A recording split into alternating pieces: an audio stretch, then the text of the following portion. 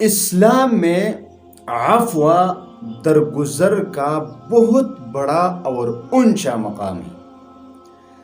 آپ سورۃ آل عمران میں پڑھتے رہیں گے قرآن پاک میں کہ اللہ تبارک و تعالی نے یہ بطور احسان فرمایا مسلمانوں پر بھی اور آپ صلی اللہ علیہ وسلم پر بھی کہ وَلَوْ كُنْتَ فَظًّا غَلِيظَ الْقَلْبِ لَانفَضُّوا مِنْ حَوْلِكَ فَاعْفُ عَنْهُمْ وَاسْتَغْفِرْ لَهُمْ وَشَاوِرْهُمْ فِي الْأَمْرِ کہ غزوہ احد کے دوران اللہ تبارک و تعالی نے آپ کو ان لوگوں کے لیے نرم کر دیا جو وہ چوٹی سے نیچے اتر کر مسلمانوں کی شکست کا سبب بنا۔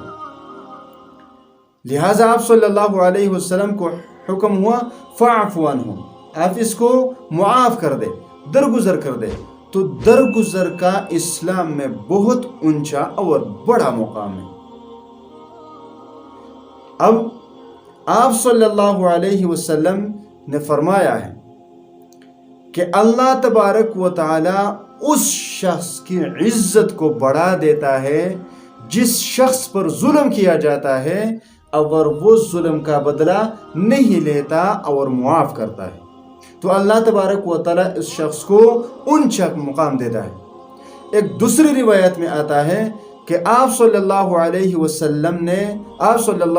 وسلم سے پوچھا گیا یا رسول اللہ، اگر ہمارے خادم کوئی غلطی کریں تو ہم اس کو کتنی دفعہ ایک دن میں معاف کر دیں؟ آپ صلی اللہ علیہ وسلم خاموش رہے، پھر یہی سوال دہرایا گیا، پھر آپ صلی اللہ علیہ وسلم خاموش رہے، پھر تیسری مرتبہ جب اس سوال کو دہرایا گیا تو آپ صلی اللہ علیہ وسلم نے فرمایا کہ آپ اپنے خادموں کو یعنی غلاموں کو ایک دن میں 70 مرتبہ معاف کیا کرو۔